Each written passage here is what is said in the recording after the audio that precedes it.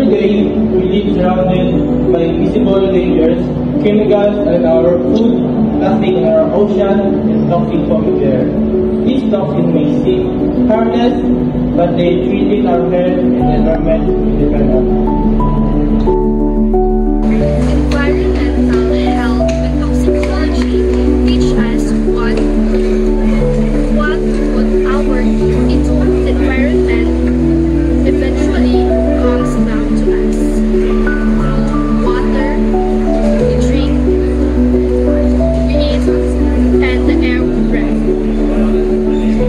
Toxic exposure can lead to asthma, cancer, heart defects, and other countless health risks. Yet, most of us are unaware that simple household products like pesticides and plastics can contribute to this silent crisis. But there is hope. We can fight back by making smarter choices, by reducing the use of plastic and using eco-friendly products, and supporting clean energy and demanding stronger environmental policies. This isn't just about science, it's about justice, protecting people, especially the most vulnerable. Together, we can build a healthier home, healthier communities, and a healthier planet. The fight against toxins starts with us. Be aware, make the switch, speak up, protect life.